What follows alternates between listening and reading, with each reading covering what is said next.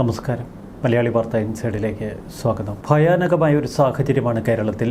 രാത്രി കിടന്നുറങ്ങും, നേരം പുലരുമ്പോൾ വീടിരിക്കുന്ന പ്രദേശമൊക്കെ ഒരുപക്ഷെ വെള്ളത്തിനടിയിലാകും. പത്തനംതിട്ട ജില്ലയിലെ റാന്നി, ആറന്മുള പ്രദേശങ്ങൾ, കോട്ടയം ജില്ലയിലെ തിരുവാർപ്പ് തുടങ്ങിയ പ്രദേശങ്ങൾ കനത്ത മഴയിൽ മീനച്ചിലാർ കരകവിഞ്ഞതോടെ തിരുവാർപ്പ് പഞ്ചായത്തിലെ 98% വീടുകളും വെള്ളപ്പൊക്ക ഭീഷണിയിൽ. കോട്ടയം ജില്ലയിലെ തിരുവാർപ്പ് പഞ്ചായത്തിലെ 98% വീടുകളിലും വെള്ളം കയറി. 19 വാർഡുകളുള്ള പഞ്ചായത്തിലെ 8064 വീടുകളിൽ 7924 വീടുകളിലും പ്രളയ ഭീഷണി.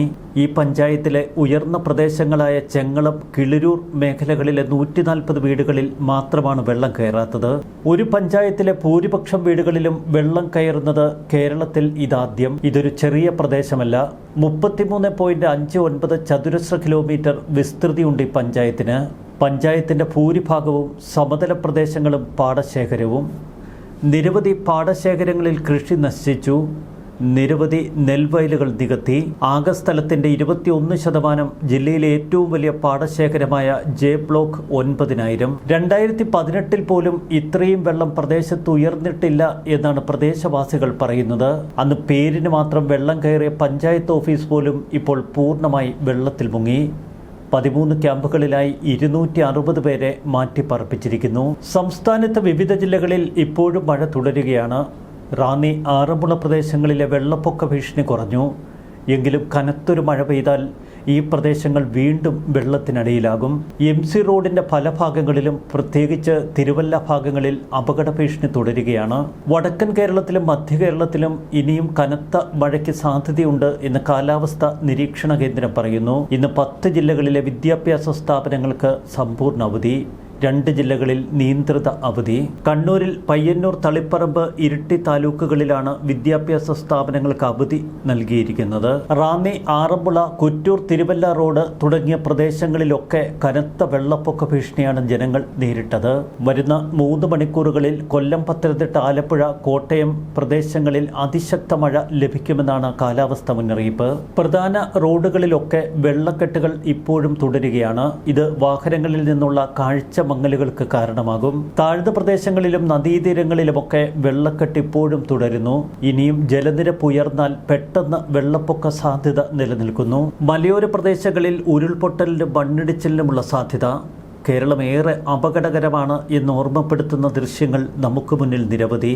ഉരുൾപൊട്ടലും വെള്ളപ്പൊക്കവും മൂലം ഇക്കഴിഞ്ഞ 3 ദിവസം കൊണ്ട് സംസ്ഥാനത്ത് മരിച്ചവരുടെ എണ്ണം 20.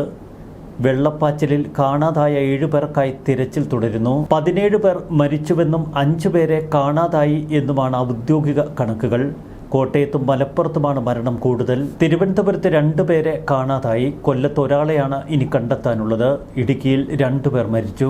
കോട്ടയം ജില്ലയുടെ കിഴക്കൻ മേഖലകളിൽ നിന്നും വെള്ളം ഒഴുകിയെത്തിയതോടെ പടിഞ്ഞാറൻ മേഖല ഇപ്പോൾ വെള്ളക്കെട്ടിലായി. ഇക്കഴിഞ്ഞ ദിവസങ്ങളിൽ മുഖ്യമന്ത്രി VD സതീശനെതിരെ നിരവധി വിവാദങ്ങൾ ഉയർന്നു പൊങ്ങിയിരുന്നു. ഇന്ന് വെള്ളപ്പൊക്കം രൂക്ഷമായ സാഹചര്യത്തിൽ മുഖ്യമന്ത്രി VD സതീശൻ പത്തനംതിട്ടയിലെ ദുരന്ത മേഖലകൾ സന്ദർശിക്കുമെന്നറിയിച്ചു. ഉച്ചയ്ക്ക് 12 മണിയോടെ ആറന്മുളയിലെത്തുന്ന സതീശൻ തുടർന്ന് റാന്നി ഉൾപ്പെടെയുള്ള മേഖലകളിലെത്തി ദുരിതബാധിതരുമായി നേരിട്ട് സംവദിക്കും. കേരളത്തിന്റെ വിവിധ പ്രദേശങ്ങൾ ഇപ്പോഴും അപകട ഭീഷണിയിലാണ്. തിങ്കളാഴ്ച വൈകിട്ടോടെ മഴയുടെ ശക്തി കുറഞ്ഞെങ്കിലും വെള്ളക്കെട്ടുകെടുതികളും മണ്ണിടിച്ചിലും ഉരുൾപൊട്ടലും തുടരുകയാണ്. മുൻവർഷങ്ങളിലെ പ്രളയത്തിൽ നിന്ന് കേരളം ഒന്നും പഠിച്ചിട്ടില്ല എന്ന് വ്യക്തമാക്കുന്നതാണ് ഇപ്പോൾ നമുക്ക് മുന്നിൽ തെളിഞ്ഞു വരുന്ന ഈ ദൃശ്യങ്ങൾ. ഭരണകൂടവും ദുരന്ത നിവാരണ അതോറിറ്റിയും ഒരു മുന്നൊരുക്കവും കൈക്കൊണ്ടിരുന്നില്ല. ഇതിന് സംസ്ഥാനം ഇന്ന് നൽകുന്നത് ഗുരുതര വീഴ്ചയുടെ വലിയ വില. 2018-19 വർഷങ്ങളിലുണ്ടായ മഹാപ്രളയം, അന്ന് വെള്ളം ക്രമാതീതമായി കയറിയ അതേ ഇടങ്ങളിലേക്കാണ് ഇക്കുറിയും പ്രളയം ഭീഷണിയായി മുന്നിലെത്തിയത്. ഒരു കാര്യം വ്യക്തമാണ്, മഴയുടെ തോത് മനസ്സിലാക്കി വെള്ളമൊഴുകാനുള്ള സംവിധാനങ്ങൾ മിക്കയിടങ്ങളിലും മുൻ സർക്കാരോ ഇപ്പോഴത്തെ സർക്കാരോ ഒരുക്കിയിട്ടില്ല. നദികളിൽ അടിഞ്ഞ മണ്ണ് മാറ്റുന്നതിനെക്കുറിച്ച് യാതൊരുവിധ ആലോചനകൾ പോലും ഇവർ നടത്തിയിട്ടില്ല. 2018 പ്രളയത്തിന് ശേഷം കൃത്യമായ തയ്യാറെടുപ്പും മുൻകരുതലും സർക്കാർ സ്വീകരിക്കണമെന്ന് അന്ന് കേന്ദ്രം വരെ നിർദ്ദേശിച്ചിരുന്നു. എന്നാൽ കൃത്യമായ കണക്കുകൾ കൈവശമില്ലാത്തത് രക്ഷാദൗത്യത്തെ ഇക്കുറി സാരമായി ബാധിച്ചു. മുൻ അനുഭവങ്ങൾ അടിസ്ഥാനമാക്കി ശാസ്ത്രീയ പഠനങ്ങളും കണക്കുകളും ദുരന്ത നിവാരണത്തിന് അനിവാര്യമാണ്. മുൻപ് പ്രളയമുണ്ടായ അതേ സ്ഥലങ്ങൾ വീണ്ടും വെള്ളപ്പൊക്കത്തിൽ മുങ്ങി എന്ന് പറയുമ്പോൾ ഒരു സർക്കാർ എത്രമാത്രം ദുർബലമാണ് എന്ന് ജനം തിരിച്ചറിയുന്നു. മുൻപ് വെള്ളക്കെട്ടും വെള്ളപ്പൊക്കവുമുണ്ടായ പ്രദേശങ്ങളിൽ ഇത്തരം അനുഭവങ്ങൾ ഇനിയുണ്ടായാൽ അത് പരിഹരിക്കാനുള്ള മുൻകരുതലെടുക്കേണ്ട ഉത്തരവാദിത്വം ഓരോ ഭരണകൂടത്തിനുമുണ്ട്. കേരളത്തിൽ നമ്മളിപ്പോൾ കാണുന്നത് ഭരണകൂട വീഴ്ചയാണ്. മനുഷ്യൻ വരുത്തിവെക്കുന്ന പ്രളയം, മനുഷ്യനിർമ്മിത പ്രളയത്തിന് മുന്നിൽ ജനങ്ങൾ തരിച്ചു നിൽക്കുകയാണ്. റാന്നി, ആറന്മുള, തിരുവാർപ്പ് തുടങ്ങിയ പ്രദേശങ്ങളിലെ വെള്ളക്കെട്ടുകളിൽ നിന്ന് ജനങ്ങളെ രക്ഷിച്ചെടുക്കാൻ യാതൊരുവിധ ശ്രമങ്ങളും എന്തുകൊണ്ട് സർക്കാർ ചെയ്യുന്നില്ല? ഏതു പ്രളയത്തിലും മുങ്ങില്ല എന്ന അവകാശവാദത്തോടെ കോടികൾ ചെലവഴിച്ച് നവീകരിച്ച AC റോഡ് ഉദ്ഘാടനം കഴിഞ്ഞ് 5 മാസം കഴിയും മുൻപ് തന്നെ ഇപ്പോൾ വെള്ളപ്പൊക്കത്തിൽ മുങ്ങിപ്പോകുന്ന കാഴ്ച. ഇന്നും പല സ്ഥലങ്ങളിലായി 3/4 കിലോമീറ്ററിലധികം റോഡ് വെള്ളത്തിലാണ്. AC colony, Poovam, Onnamkara, Parakkal, Kidangara east തുടങ്ങിയ ഭാഗങ്ങളിൽ റോഡിൽ വെള്ളം കയറി ഗതാഗതം തടസ്സപ്പെട്ടു നിൽക്കുന്നു. പലപ്പോഴും വെള്ളം കയറുന്നതിൻ്റെ തോത് ഉയർന്നുകൊണ്ടിരിക്കുന്നതിനാൽ റോഡിലൂടെയുള്ള ഗതാഗതം പൂർണ്ണമായി തടസ്സപ്പെടും. കിടങ്ങറ ഭാഗത്തെ വെള്ളക്കെട്ടിൽ കേടായ കാർ അവസാനം ഉടമസ്ഥൻ തന്നെ ഉപേക്ഷിച്ചു പോകുന്ന കാഴ്ച. 2018 പ്രളയത്തിൽ AC റോഡ് അന്ന് ദിവസങ്ങളോളം മുങ്ങിക്കിടന്നു. ആംബുലൻസുകൾ ഉൾപ്പെടെയുള്ള അടിയന്തര വാഹനങ്ങൾക്ക് പോലും കടന്നുപോകാൻ കഴിയാത്ത സാഹചര്യം. ഭാവിയിൽ ഏതുതരം പ്രളയമുണ്ടായാലും തടസ്സമില്ലാതെ വാഹനങ്ങൾക്ക് കടന്നുപോകാൻ കഴിയുന്ന റോഡ് എന്ന അവകാശവാദം ഉന്നയിച്ചാണ് ഇക്കഴിഞ്ഞ സർക്കാർ കോടികൾ മുടക്കി AC റോഡ് നവീകരിച്ചത്. 1 കിലോമീറ്റർ നവീകരിക്കാൻ അവർ ചെലവഴിച്ചത് 28 കോടി മുതൽ 30 കോടി വരെ. KSTP പദ്ധതി വഴി 752 കോടി രൂപ ചെലവഴിച്ചാണ് അത്യാധുനിക രീതിയിൽ ഈ നവീകരണ പദ്ധതി പൂർത്തിയാക്കിയത്. വെള്ളപ്പൊക്കം ബാധിക്കാതിരിക്കാൻ AC റോഡ് വളരെയേറെ ഉയർത്തുകയും ചെയ്തു. എന്നാൽ ഈ കഴിഞ്ഞ വർഷത്തെ വെള്ളപ്പൊക്കത്തിൽ പോലും AC റോഡിൽ വെള്ളം കയറി. അന്ന് ആക്ഷേപമുയർന്നപ്പോൾ പണി തീരാത്തത് കൊണ്ടാണ് വെള്ളപ്പൊക്കമുണ്ടായത് എന്ന് അധികൃതരുടെ വിശദീകരണം. മഴക്കാലത്ത് കുട്ടനാട് വെള്ളത്തിനിടയിലായാലും AC റോഡിലൂടെയുള്ള ഗതാഗതം തടസ്സപ്പെടില്ല എന്നതായിരുന്നു മുൻ സർക്കാരിൻ്റെ അവകാശവാദം. എല്ലാം പൊളിഞ്ഞടുങ്ങി. ഈ റോഡ് നിർമ്മാണത്തിന് കരാർ ഒപ്പിടുകയും നേതൃത്വം നൽകുകയും ചെയ്തവർ വെള്ളക്കെട്ടിന് കൃത്യമായ മറുപടി തരണമെന്ന് കുട്ടനാട് MLA റെജി ചെറിയാൻ പറഞ്ഞു. ഓട പ്ലസ് ലെവലിലും റോഡ് മൈനസ് ലെവലിലും നിർമ്മിച്ചതടക്കം പല അപാകതകളാണ് ഈ റോഡിൻ്റെ നിർമ്മാണത്തിൽ വിദഗ്ധർ ചൂണ്ടിക്കാട്ടുന്നത്.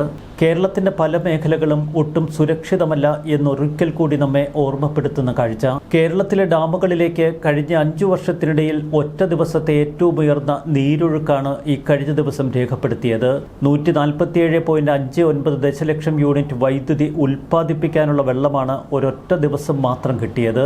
ഇതോടെ സംഭരണികളിലെ ആകെ ജലനിരപ്പ് 43% ഉയർന്നു. സംസ്ഥാനത്തെ സംഭരണികളിലെല്ലാം കൂടി 1762.33 ദശലക്ഷം യൂണിറ്റ് വൈദ്യുതി ഉൽപ്പാദിപ്പിക്കാനുള്ള വെള്ളം ഇപ്പോഴുണ്ട്. എന്നാൽ കഴിഞ്ഞ വർഷം ഇതേ സമയം 3127.13 ദശലക്ഷം യൂണിറ്റിനുള്ള വെള്ളമുണ്ടായിരുന്നു. ചുരുക്കത്തിൽ ഇത്ര വലിയ മഴ പെയ്തിറങ്ങിയിട്ടും വൈദ്യുതി ബോർഡിനെ സംബന്ധിച്ച് ഇപ്പോഴും സ്ഥിതി ആശങ്കാജനകമാണ്. മുൻ വർഷത്തെ അപേക്ഷിച്ച് 40% ഡാമുകളിൽ വെള്ളം കുറവ്. അതിശക്ത മഴ ഒരൊറ്റ ദിവസം കൊണ്ട് പെയ്തിറങ്ങിയാൽ പലയിടങ്ങളും വെള്ളത്തിൽ മുങ്ങും. അതാണിപ്പോൾ കേരളത്തിൻ്റെ ദുരിത കാഴ്ച. മലയോര മേഖലകളിൽ വ്യാപക ഉരുൾപൊട്ടലും മണ്ണിടിച്ചിലും. ഏറ്റവും അപകടകരമായ സാഹചര്യങ്ങളിലൂടെയാണ് നമ്മൾ കടന്നു പോകേണ്ടത് എന്ന് ഓർമ്മപ്പെടുത്തുകയാണ് ഇപ്പോഴത്തെ ഈ പ്രളയ സമാന സാഹചര്യം. ന്യൂസ് ഡെസ്ക് മലയാളി വാർത്ത ഇൻസൈഡ്.